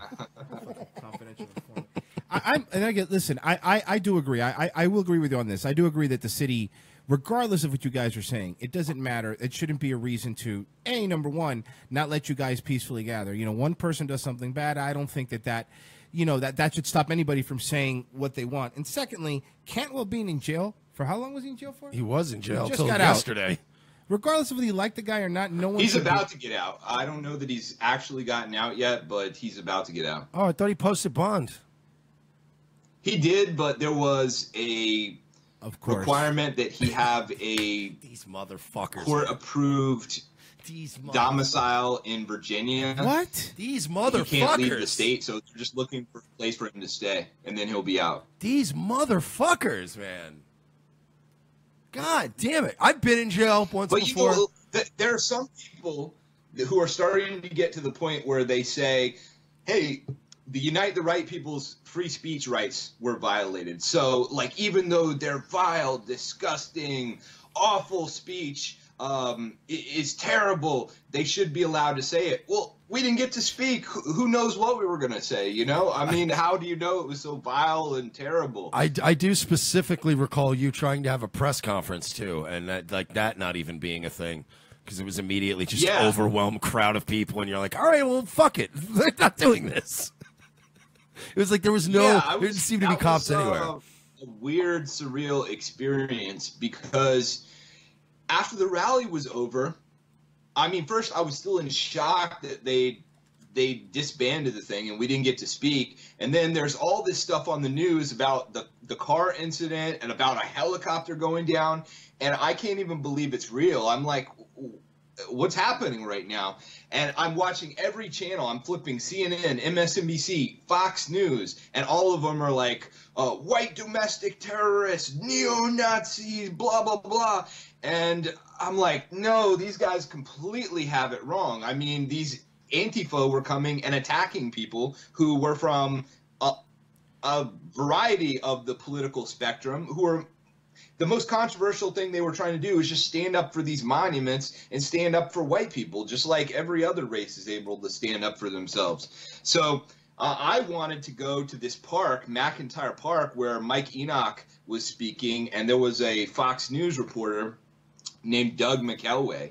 And I really wanted to go and speak to this guy and set the record straight, but my security guys were telling me, don't go, it's not safe, there's a state of emergency. So I didn't do it. But I decided to call this press conference to try again to set the record straight. And when I showed up, I mean, the media is in bed with the Reds, right? So what they did was they leaked it out to the Antifa that I was going to hold a press conference. And you can't see it from the angle that press conference happened. There's like 5 people up front with me. Like behind that, there's like 50 people, and I had to walk through those people, and I thought somebody's about to stab me. I'm going to be shot trying to get into this press conference. But it meant that much to me that I was willing to risk my life to get there. And when I got to that microphone, the Charlottesville police didn't show up, just like they didn't show up at the rally itself. And what I was trying to say is that I disavowed political violence. And what did I get? I got political violence, people, you know, attacking me, and it was celebrated in the media. Yeah, Dodge is pretty mad at you too. That's for sure. They're not happy. They're pretty fucking pissed. Hey, you didn't do it. Look, you can laugh at it. It's okay. You're not the one that did it. Like I'm a look, and believe me, you and I probably have many differing political views. I'm Cuban, but I'm also, because of that, like my family came from a socialist country, and I'd rather have a bunch of differing ideas out there and letting people be out there and say what they have to say, whether I agree with it or not, than have a place like where you need a license to speak. You know, and that's the problem, and I think that's the bigger thing. You know, you can't, regardless of what's done, you know, you can't punish an entire group of people because of the acts of one person. I mean, very simple. The same logic that they use with not all Muslims, which should be applied to everybody. You know, you can't use it for one side, but then, you know, say all gun owners or all white people or all, I think that's the bigger underlying problem. I do think that if they allow you have it there, it's going to be like what happened. We covered the Spencer thing in UF. It's going to be probably $500,000 worth of security and barriers and police and National Guard and sniper towers. I guarantee you they'll double it because it's because that's the Gainesville thing didn't make national headlines. That's a good point. This is going to be talked about and again, this is if they give you the permit. Now you're still, I mean, you still got to battle that out. I'm sure they're not fast tracking you for a permit right this second. Yeah. Yeah, so that'll be interesting. So I put in the permit application, and Charlottesville is supposed to have 10 business days in which to respond, and they're freaking out. You know, they're having their city council meetings, and they're saying, how do we stop the Nazis from coming back? And they just want a way to bar everybody that they disagree with from being able to come into the city, period. And that's not the way that it works. We're American citizens. The city of Charlottesville is not the People's Republic of Charlottesville. It's not a sovereign country. It has to recognize the First Amendment and other rights of American citizens that don't even live in the city. And so I put a thing up on my website, jassonkessler.us. People can read that article, why I say that I'm doing this rally and how things will be different. But I expect that they will try and deny it.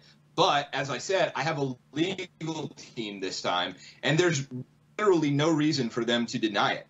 I didn't do anything violent at the first rally. I didn't encourage anybody to be violent. Both my public and my private statements have all said, hey, be peaceful. This is a free speech rally. And with this go round, I mean, they don't even have the edgy internet chatter because there's no forums or anything. And that's another thing I'm doing different. I'm not allowing forums associated with the rally to like edgelord posts because people are going to misconstrue that as deliberately malicious or threatening. So yeah, there is a problem. So they have nothing to go on except this permit that I put in, which says it's a rally against political abuse and failure for police to follow security plans. Yeah, and you know, and I think it's important that happens. And again, it's you can't start itemizing what people are allowed to be where, regardless of anything. And maybe if they want to not have Nazis come back and invade, stop calling everybody Nazis, and then your Nazi problem goes away significantly. Because I think the problem is what's happened is even me. You know, yesterday we were talking about Mike and I were called neocons. Today we're alt-right. I mean, depending on the day, you get called a different name, and it's like I do believe that they're making their own monster, and they don't know what to do with it. Mm-hmm. Yeah. And really, they just gotta let us come and speak and do our rally. I wouldn't be doing a second rally here if they had let us do the first rally. So I want to go back, affirm our rights, say the things that we planned to say in the first place. Then we can go and do rallies or activism elsewhere. I'm not really that interested in sticking around this city. I just want it made clear that trying to attack people's civil rights because you don't agree with their political philosophy is not a winning strategy. If you try and do that to me or you try and do that to my friends, we're going to come back and we're going to fuck you. And we're going to fuck you very, very hard. And that's what the city is going to go through. They're going to end up spending millions and millions of dollars before this is through. And that's not just on behalf of pro-white groups, people that are looking out for white interests. It's also on behalf of every American is going to get that benefit that we are willing to stand up for First Amendment rights. And these centrists, like Republican center-right people, they need to recognize that if they allow our rights to be violated, they're next. Okay. And actually, I got a question for you, and this is like just even unrelated, well, fairly unrelated to the rallies, but I'm just curious because Charlottesville, that is not a large metropolis. That's like a pretty small town, I'm sure. You're sort of infamous there now, in a sense. What is like? So Jasson Kessler goes to Piggly Wiggly to grab some milk and eggs. Like, what is that? What is that like? Like, is it a little awkward? Because it's not like you're in New York City where you can blend. It's got to be weird. Yeah, I mean, going to the grocery store, people recognize me, and they give me strange looks. Especially some black folks will look at me, and I'll turn away. I'm not paying attention to anybody who wants trouble with me. But really, it has had a significant impact on my life. And the main thing is, like, I had to move out of my apartment because they doxed my address, and I had people stalking my house, trying to get in fights with me. I had reporters coming by. When I was trying to move out of my apartment, I went to my apartment and was trying to move some stuff out, and this black vehicle pulled up. And the guy got out, and I didn't know who the hell he was. I was peeking through the blinds, and he starts knocking on the door. I don't answer. He starts jiggling the door handle and, like, starts bumping the door trying to get in. So I called the cops, and it turned out it was this reporter named Jordy Yeager, and he was trying to write an article about me, which he ended up publishing in the New Yorker. And that's the kind of invasion of privacy that I have to deal with. Also, my family lives in this area, so it's tough for them because the local newspaper is really bad. I mean, they will print stuff about me that's like a mix of like truth and rumor and outright falsehoods, and then they'll print it and make it a front page story because for whatever reason I sell newspapers for them. And my family has to watch this over and over again, and it's stressful for them. They're not as dedicated to this cause as I am. So they don't like the fact that their friends know that I'm the infamous, supervillain of Charlottesville. Okay, now another question. How can we get you a flat screen TV? Because that tube TV behind me, man, you're not getting really good. You're not getting any good channels with that. I've never watched it. I don't even know if that works. I was going to say I didn't know if you could frame it because the mise-en-scène is a little bit weird here. No, I'm staying with some family in the interim, so they've got some weird, like, antique type devices around here. Oh yeah, so now we're planning. We're planning this. You guys are planning this. Calm for down, Mike. August. You haven't been invited to I'm speak just saying, yet. We're Relax. going to cover this. If this happens, we're going. We're covering it regardless. We're going yes. whether we'll be there no matter what. Invited or not. We're Yeah. going. We go to everything. Yeah, that's our fucking. That's that is our thing. Our dedication. Yeah, you guys are invited. Absolutely. See, bam, we're going, folks. Because we go to everything. That's of note. We didn't go to the first one because the show literally was a week old when Charlottesville happened, and we're like, we don't have the resources yet. But yeah, we'll be heading to that. But I mean, so the OBSEC thing is under control. Guests, we're tentative. We're not talking about yet. What other? You said you're going to dial back the trolling. As far as now, was it the Discord you were kind of referencing that sort of got people in trouble? Because that app seems to be extremely dangerous. I'm not trying to limit anybody's behavior outside of anything associated with my rally. So people can just do whatever the hell they want to do normally. The only thing that makes it my problem is if I've got a forum where I'm coming on and sharing ideas with people or things about the rally. And so if people are saying some crazy stuff, then they might misconstrue that as being associated with me. So, so when I eventually throw up my planning server, I want it this time to be something that can be completely transparent. I'm not trying to do anything that the public is not going to know about beforehand for the most part. There might be like some of the showmanship aspects that I want there to be surprises for, but for the most part, I want it to be so that I don't care if there are Antifa in the server or whatever. It's not going to make a difference. Anything that is sensitive is not going to be in these chats anyway. The chats are just going to be a way for people to network and help each other find rides and other resources. Will there be some more? Because I know last time there was some difficulty because some of the more what you could regard as more moderate people pulled out last second, I guess, because there tends to be a weird like virtue signaling thing with the alt-right where they're like, I'm not going to that if they're going to that. Is there any effort going to be made this year to sort of make sure that maybe some of us, as we're called, alt-right degenerate cucks are represented at this rally as well? Yeah, maybe. Yeah, I hadn't really thought about doing that because my mindset is that if they weren't willing to do it at the first one before it became an international sensation and this whole business, then they're not going to be willing to do it now. Yeah, but sure, I mean, if there were some people who are more moderate who wanted to come and speak, absolutely. I think there should be some emphasis on that, given the fact that we have, I don't know, fucking Senate elections coming up right after that. Maybe there should be a little bit more of a, lighthearted libertarian element because it's gonna, I don't know. I'm just hoping it doesn't affect us too badly. Well, yeah, that's something that people have brought up, that it's near the election, and that's something that we need to keep in mind as well. And it's so early right now, but that will definitely be one of the things that I'm talking about with the leadership is how will our rally affect the elections. And that is important.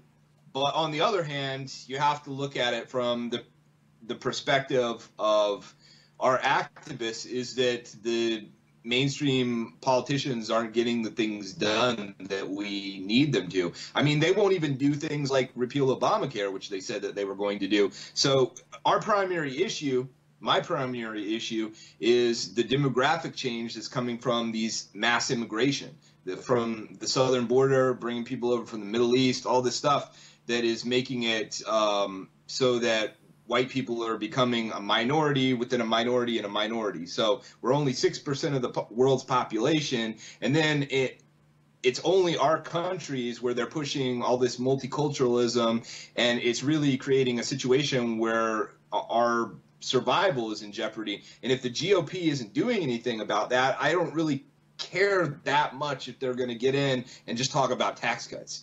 But given what Donald Trump has been trying to do with the wall and everything, obviously there are some very positive things that the mainstream, mainstream Trumpian Republicans are trying to do. So I'll keep that in mind.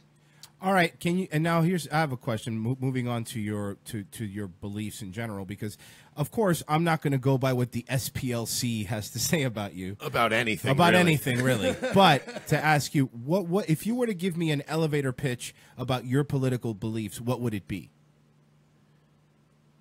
I mean, I'm a pragmatist. That's the first thing. I'm not an ideologue. Like some people say that they're a communist, or they're a fascist, or they're a I don't know, whatever. I just describe myself. I am a nationalist. I care about my country, specifically Americans, and I'm also pro-white. I wouldn't necessarily say that I'm a white nationalist, although I could envision a scenario where that would become necessary. I want to see where things play out pragmatically, because if we can get this immigration stuff under control and we can start moving the demographics back to the way that they were prior to the 1965 Hart-Celler Immigration Act, which wasn't a totally white country, but it was about 85%, I think that would be good enough for me.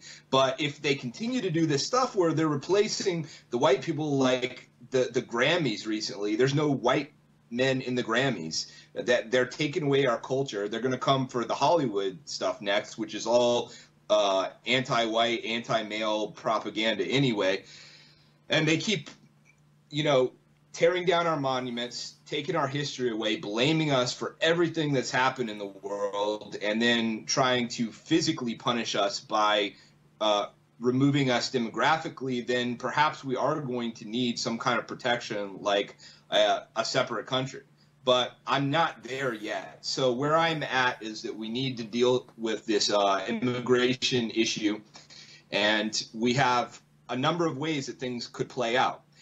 It's perhaps possible that we deal with this thing politically, and we're able to get the border wall up. We're able to maybe just end immigration. We really don't need any more immigration at all, to be honest with you. And we can start to move things back towards a scenario where white people definitely have a future and are going to be able to survive. But I also think that things seem to be accelerating a lot.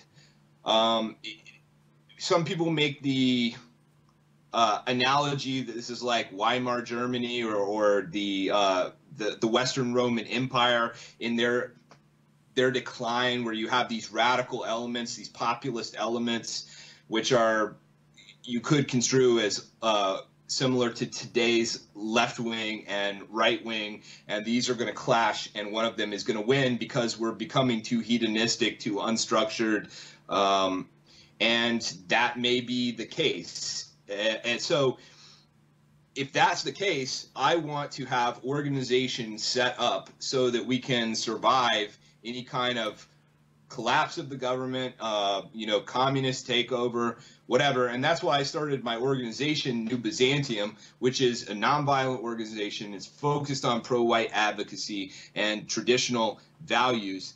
But we need to begin creating societies and communities that can effectively pop up in an emergency and become the new civilization, if that's the way things go. All right, so now I have a question for you. So I'm Cuban, second generation. I was born here, but my parents came here because of the whole Castro thing. Now, the question I have for you is, what do you think about people like me? I mean, Cubans tend to vote conservative. That's one of the main reasons Obama took the dry land policy away. In my opinion, wouldn't ideas be more valuable? Ideas moving on, passing on from generation to generation, be more valuable than a race, for example? Because, my opinion is that, yeah, I understand. I know that there's a lot of shitty white people too, and like advancing an ideology just because, well, it's white and white, what does that mean anymore? In my opinion, I mean, that's me. Like I said, probably me and you vote. I'm going to assume me and you probably vote almost identical. So that's not where we're going. I'm just not as far on the spectrum to the right as you are, but I don't see how just moving a white power thing is any different than people that want all black or all this. It's the ideology, to me at least, seems to be more important than what color the baby comes out. Because I mean, we're not Vikings anymore. You're not Vikings anymore, and just the same way that black people aren't kings anymore. Like it's not that Kangs, I'm sorry. I believe it's pronounced Kangs. I apologize. I should have said the right thing. But, that being said, again, I still agree you should be able to say what you want and no one should tell you what to do. But that's where it gets a little hard for me to follow, because in my idea, I think the ideology is a little more important than, the ethnicity. Yeah, I guess what Royce is saying is, wouldn't it return to more, like, I like the right because of their traditionalism, and I like the right because they believe in the nuclear family, and they believe in, dads being around, and they believe in not fucking diddling kids or pumping them full of hormones or whatever the fuck else. They go to church on Sundays. So what is being America, isn't this technically not necessarily an inherently white country? We kind of did this to ourselves in a way. Well, I think that historically it is a white country. It's not an exclusively white country. That's why I'm not trying to say that America should be 100%. Historically, it's been about 80 to 85% white prior to this 1965 Hart-Celler Immigration Act, when they started pushing in people from all over the country. And it seems like there was some kind of Madison Avenue PR firm that came up with this nation of immigrants thing, and that's just not the case. I mean, what they mean by nation of immigrants is not white. Like, if white is even 50%, that's too much. It's just got to be another, like, minor clan within a nation of many other clans, and I don't think that that's right. I wouldn't say to anybody specifically, like, you are to blame because you're Cuban and you're here in America, you know.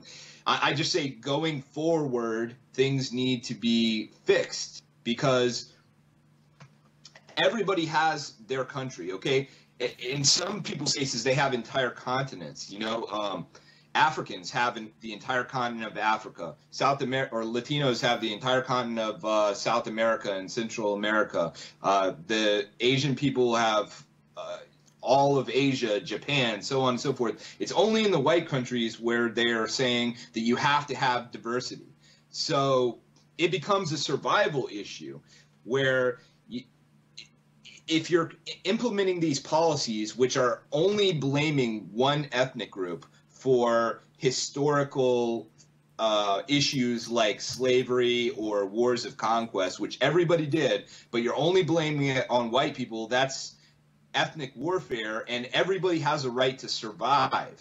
Everybody has a right to live. So if the African people have their place where their bloodline and their sons and daughters are going to be able to continue to thrive in perpetuity, and only white people don't, that's not fair to me. And of course, yes, ideas are important, but when you see the way things have broken down in the United States of America, ideas are only something that white people tend to care about for the most part. Because if you look at the charts, who votes by ethnic groups, I mean, for instance, black people almost exclusively vote based on their racial group. You know, it's only white people that are so divided because they want to debate all these ideas about libertarianism or socialism or capitalism, and then half of them are divided about whether they should even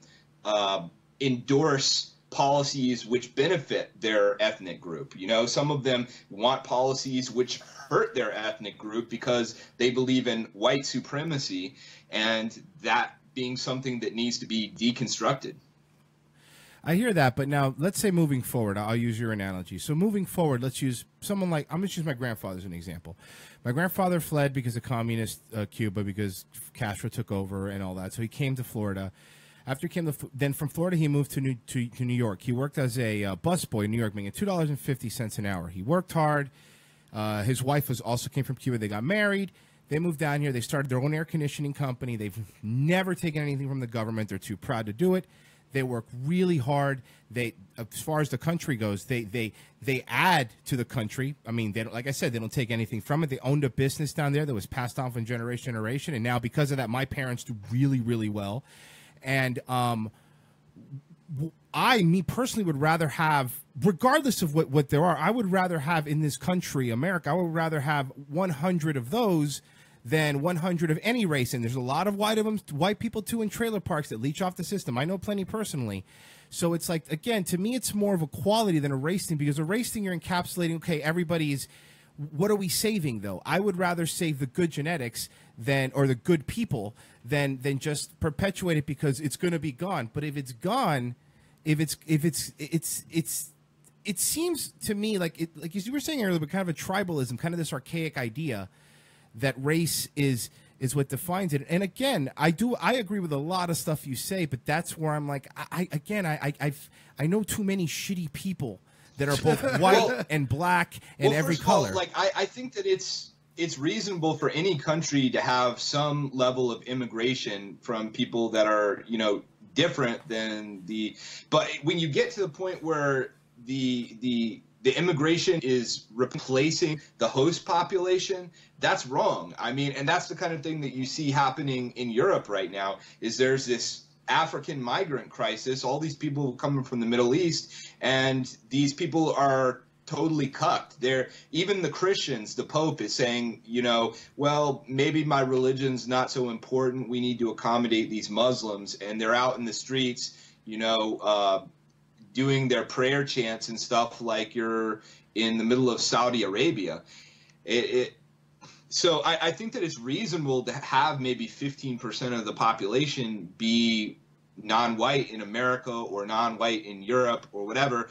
And I would probably say that that's probably true for Japan too. Japan probably is, even though they have very strict immigration laws, it would probably be okay for, some Americans to come over there or whatever, but that's up for each country to decide. And yes, there are a lot of white people who are white trash. That it's true. This thing is not about, as they always say white supremacy or like white supremacist leader Jasson Kessler. I've never said anything about my race being a master race. I love my people, and there's definitely differences between the races in terms of like in general, there's personality differences or IQ differences and so on and so forth. Those exist for sure. But I never get stuck on I'm better than anybody. And there's certainly some members of this race over here who are more smart than members of my race, and vice versa, so forth. Or better running backs. But that doesn't mean that just because there are bad elements of my race that they shouldn't be allowed to exist. I think that biodiversity in general in all life on the planet is important. It's something that environmentalists talk about. So you need biodiversity within humanity as well. And because of this outrage culture that is placing all this historical blame on white people, we really are in danger because governments are cracking down on us very hard. They're creating these immigration policies that are making it hard for us to survive, hard to have laws in countries that respect us as a people and want our culture and our ethnicity to be able to continue. And then, when we start to create groups, like I try and create groups, and I try and create rallies and I create websites, all of that stuff gets censored. They shut down my website. They shut down my PayPal. They take away my Twitter verification. They do all this stuff, and I'm not talking about hurting anybody. I haven't said anything. I haven't encouraged anything illegal. I'm just standing up for my people, and that's not a right I'm allowed to have anymore. Well, go ahead, sorry. Oh, no, I was just going to say, we're going to wrap it up. We very rarely do this, but we made it through a whole hour with the guests. This has been awesome. We're going to wrap things up, but I just want to, besides JassonKessler.us, you're on Gab, Twitter, The Mad Dimension. Is there anything else you want to promote or, say anything before we wrap up this hour? Well, if people want to contribute to the legal effort that's going on against Charlottesville, not just for our civil case fighting Charlottesville, but also to defend some of the guys who are being charged with criminal stuff, we've got a fundraiser on GoFundMe, and we've got a fundraiser on Patreon that people can check out. And don't forget, the rally is going to be August 11th and August 12th of 2018. And if you're interested in coming, for right now, one of the best ways to do that, just get in touch with me on one of those social media platforms. Give me a name or an alias, like what social media platform you want me to get in contact with you. And a little bit closer to time, I'm going to start wrapping all this stuff together. All right, man. Well, thank you so much for being on, and we'll definitely have you on again in the future. That's for sure. I did like having. Isn't it nice having a friendly debate where you're not immediately yelled at and called a Nazi? Yeah, no, Kessler's good people, Yeah, man. He's nice. one of the good guys. So he's out there. He's taking a lot of shit right now. So God bless him. He's out there. It's not like he's not taking taking a couple licks in this whole thing. So yeah, Jasson Kessler, thanks for joining man. us. We Once again, appreciate it. JassonKessler.us or at The Mad Dimension That was on great. Gab and Twitter. And yeah, we'll definitely have him back on. And hey, we're shipping it, guys. I'm gonna talk this fucking thing. We're gonna make this happen. I want to be. You want to start shilling? I want to be on one of them flyers where like all the U's are fucking V's. Yeah, shilling. Patreon.com/We're Not Sorry. PayPal.me/We're Not Sorry. Subscribe, like, share, rate us on iTunes, Roku. Watch us on that shit. Let's get it done, folks. Blood out!